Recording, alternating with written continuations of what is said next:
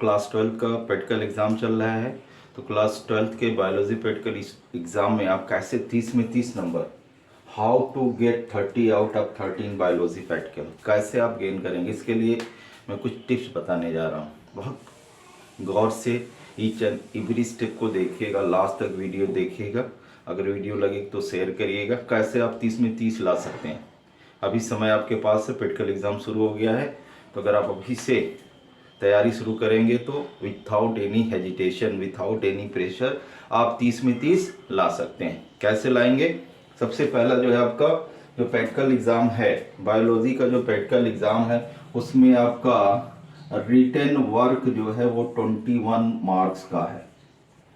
अब इसमें पहला जो है वो आपका जो है एक मेजर एक्सपेरिमेंट है, दूसरा जो है वो आपका माइनर एक्सपेरिमेंट है, तीसरा जो है वो आपकी स्लाइड है, और चौथा जो है वो आपकी क्या है, स्पॉटिंग है। तो ये इतना वर्क आपको एनी हाउ, अगर आपको 30 में 30 नंबर लेना है तो ये टोटल कितने का हो गया, 21 मार्क्स। ये नंबर जो है आपको लिखना पड़ेगा कॉपी में। तो पहला वाला एक्सपेरिमेंट मेजर सिंगल है, डीएनए वाला, इसको तैयार कर लीजिए, प्रोसीजर लिखने की ज़रूरत नहीं है। उसके बाद माइनर में 2 है, उसमें से एक तैयार करना है आपको, स्लाइड 2 है, इसमें से एक करना है, और स्पॉटिंग जो है वो 11th है, इसमें से 2 निकल जाती है, बचती आपकी 9 में से 7 आएगी। तो स्पॉटिंग भी अगर अच्छे से तैयार करेंगे तो ये हो जाएगा। अब स्पॉटिंग में 2 चीज़ें हैं। पहला आप आइडेंटिफाई कर लेंगे, थोड़ा बहुत हेल्प भी हो जाती है, अगल बगल से बच्चे बता देते हैं। तो आइडेंटिफिकेशन पे आपका कितना हो जाएगा, 3.5 नंबर, और 3.5 नंबर जो होता है कमेंट पर होता है।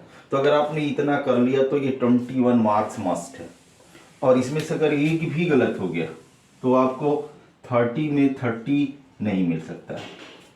तो सबसे पहले इसको आप तैयार कर लीजिए। इसके लिए मैंने मेजर एक्सपेरिमेंट के लिए, माइनर के लिए, स्लाइड के लिए, स्पॉटिंग के अलग अलग वीडियो मैंने अपलोड किया है, सबको देख लीजिए।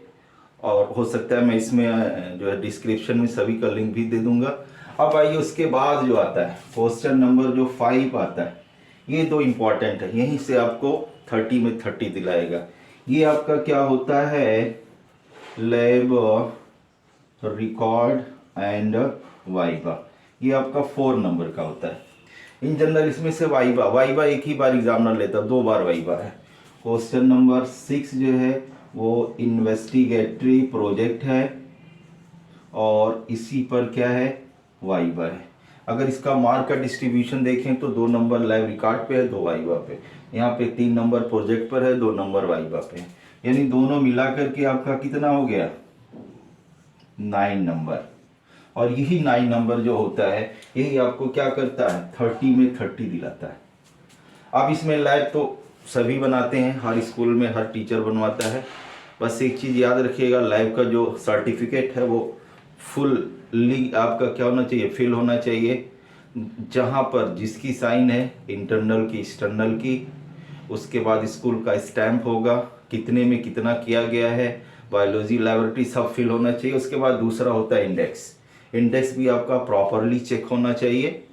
और एक्सपेरिमेंट में हर एक पेज पर जो एक्सपेरिमेंट है, नंबर है, उसके सामने डेट है, डेट मस्ट है, वो लिखना जरूरी होता है। वो लिखे रहते हैं तो ये इंडिकेट करता है कि you are the continuous so attend the lab. अब इसके बाद आता है, इससे वाइवा इन जनरल नहीं होता है। वाइवा कहाँ से आता है, इन्वेस्टिगेटरी प्रोजेक्ट से। तो आपका जो इन्वेस्टिगेटरी प्रोजेक्ट होना चाहिए वो बहुत ही अच्छा होना चाहिए, सिंपल होना चाहिए, जिसपे आपको कमांड होना चाहिए। जैसे मान लिया आपने क्या कर लिया, एड्स पर आपने इन्वेस्टिगेटरी प्रोजेक्ट बनाया है, तो चूंकि इन्वेस्टिगेटरी प्रोजेक्ट है या इन्वेस्टिगेट करना है आपको, तो कुछ करंट डेटा जो भी अवेलेबल है, पेपर की कटिंग हो सकता है अदर, तो इंटरनेट है, सोशल मीडिया की हेल्प से आप एड्स से रिलेटेड करंट डेटा दे सकते हैं। अब इससे जो रिलेटेड क्वेश्चन आपसे पूछेगा, जो भी जनरल हो सकता है, सपोज दैट अगर एड्स का है तो सबसे पहले इसके वायरस का नाम ही पूछ देगा। HIV का वायरस कौन होता है, सॉरी एड्स का वायरस का नाम बता दीजिए।